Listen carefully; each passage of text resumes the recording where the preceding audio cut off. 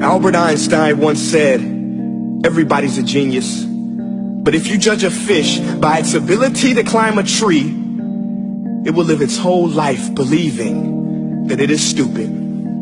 Ladies and gentlemen of the jury, today on trial we have modern day schooling. Glad you could come. Not only does he make fish climb trees, but also makes them climb down and do a 10-mile run. Tell me, school, are you proud of the things you've done? Turning millions of people into robots, do you find that fun? Do you realize how many kids relate to that fish swimming upstream in class, never finding their gifts, thinking they are stupid, believing they are useless? Well, the time has come, no more excuses. I call school to the stand and accuse him of killing creativity, individuality, and being intellectually abusive. He's an ancient institution that has outlived his usage. So, Your Honor, this concludes my opening statement, and if I may present the evidence of my case, I will prove it. Proceed. Exhibit A. Here's a modern day phone. Recognize it? Here's a phone from 150 years ago. Big difference, right? Stay with me. Here's a car from today, and here's a car from 150 years ago. Big difference, right? Well, get this. Here's a classroom of today, and here's a class we used 150 years ago. Now, ain't that a shame? In literally more than a century, nothing has changed. Yet you claim to prepare students for the future? But with evidence like that, I must ask, do you prepare students for the future or the past? I did a background check on you and let the record show that you were made to train people to work in factories, which explains why you put students in straight rows, nice and neat, tell them sit still, raise your hand if you want to speak, give them a short break to eat, and for 8 hours a day, tell them what to think.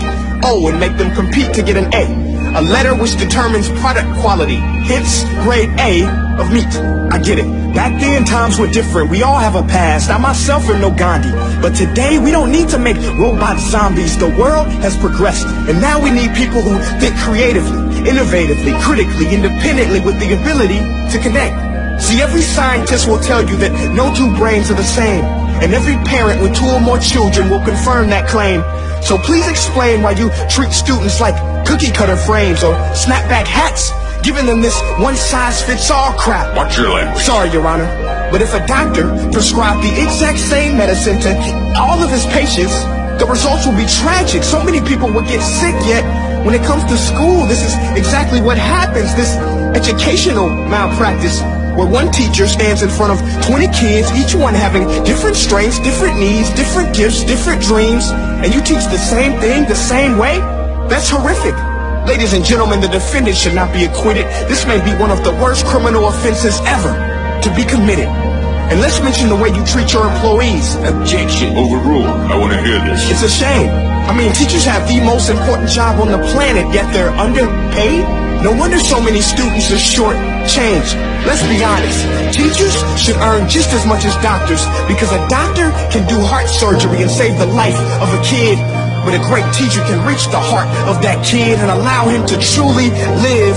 See, teachers are heroes that often get blamed, but they're not the problem.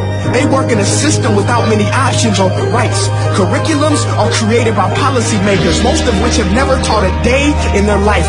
Just obsessed with standardized tests. They think bubbling in a multiple choice question will determine success. That's outlandish. In fact, these tests are too cruel to be used and should be abandoned, but don't take my word for it.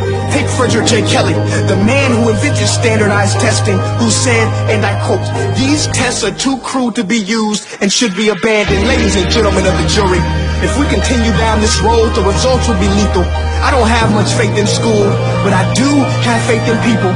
And if we can customize healthcare, cars, and Facebook pages, then it is our duty to do the same for education, to upgrade it, change it, do away with school spirit, because that's useless. Unless we're working to bring the spirit out of each and every student, that should be our task.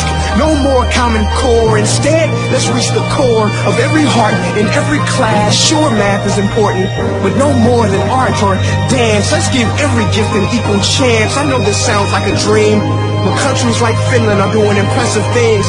They have shorter school days. Teachers make a decent wage. Homework is non-existent, and they focus on collaboration instead of competition. But here's the kicker, boys and girls. Their educational system outperforms every other country in the world. Other places like Singapore are succeeding rapidly. Schools like Montessori, programs like Khan Academy, there is no single solution. Well, let's get moving, because while students may be 20% of our population, they are 100% of our future. So let's attend to their dreams, and there's no telling what we can achieve. This is a world in which I believe, a world where fish are no longer forced to climb trees. I rest my case.